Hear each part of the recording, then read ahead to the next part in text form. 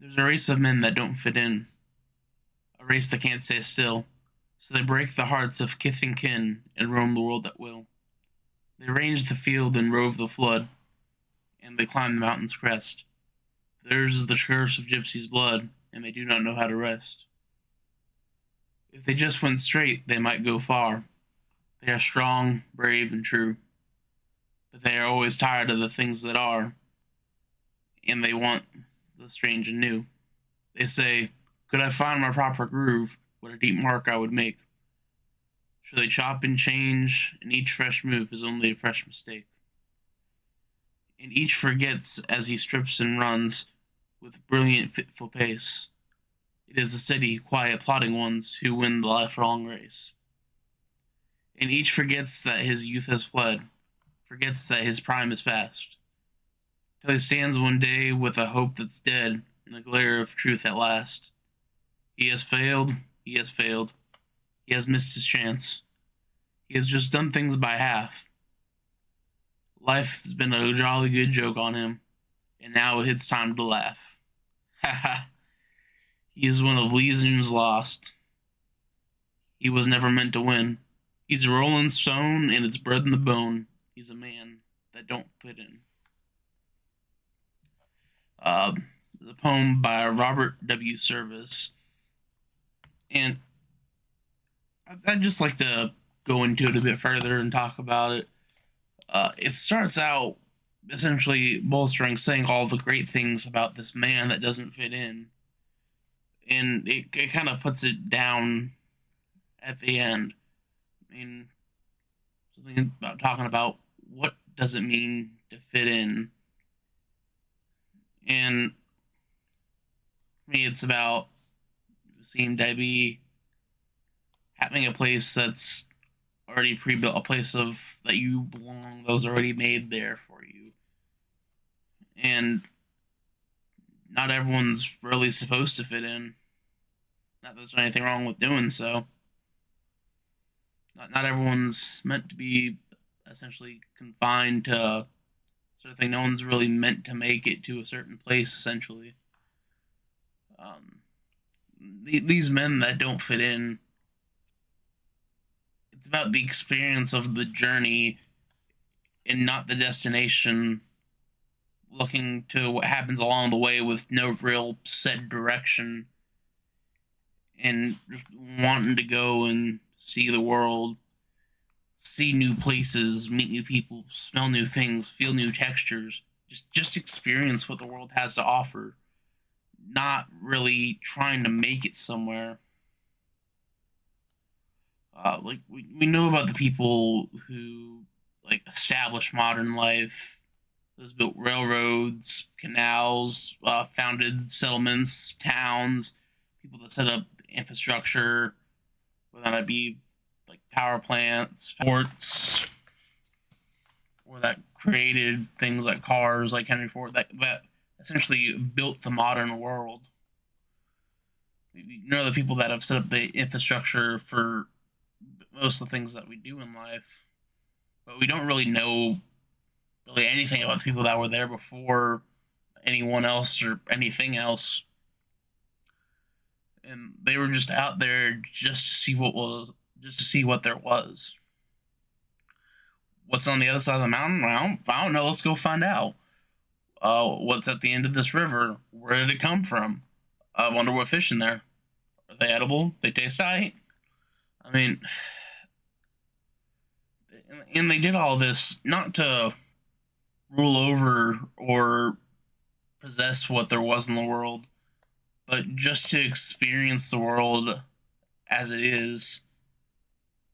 And society has its own way of deciding what you are and aren't supposed to be and where you belong in life. This has to do with the fitting in and what it means to be successful.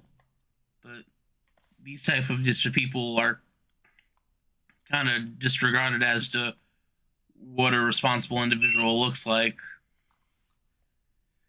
And inside, it's just not for me. I'm gonna go experience something that I want to do. I'm gonna craft my own life out of what I find in the world, away from all of this. I'm going to do things that haven't been done. I'm going to hold things that have never been seen. That's the type of men these are.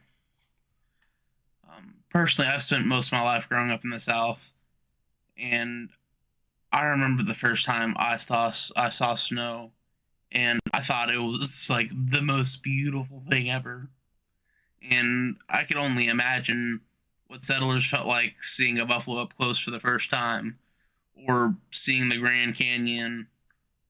They didn't set up some ticket booth or and charge people to see the wonders of the world, or freaking kill buffalo and bring them back east to make a bunch of money. Well, I mean, like the people after did, but they themselves didn't, because they didn't care about success in where they came from, because they didn't belong there. There's nothing for them, and they didn't have an end goal of where they were trying to end up, because they didn't have a definition of what success was. And there was no magical number on the bank account they were trying to reach, or they just cared about the experiences they had. And that's fine.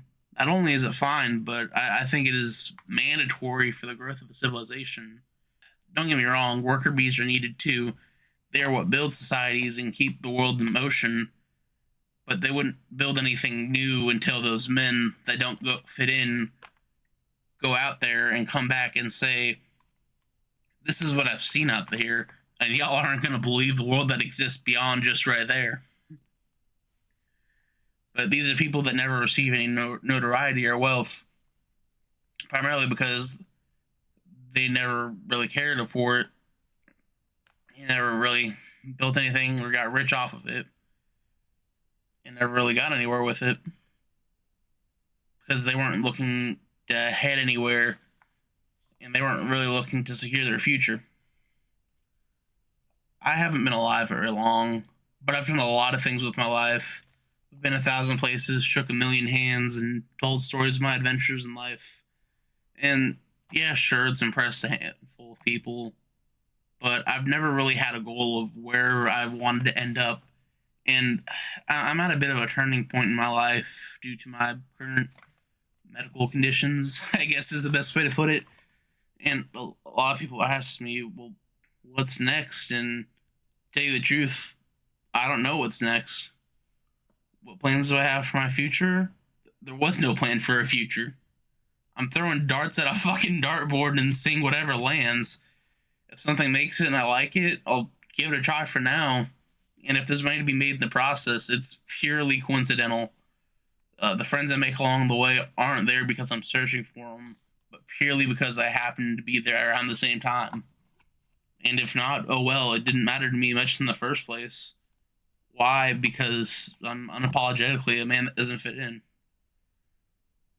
Sometimes a man that is uneasy is just a man that doesn't fit in, but he's trying to conform to what's around him because that's all he's seen, it's all he knows. And that might be you. Figure out who you are. Figure out if you are meant to walk next to someone and be brothers in arms. And if that's not who you are, I mean, if that's who you are, that's wonderful.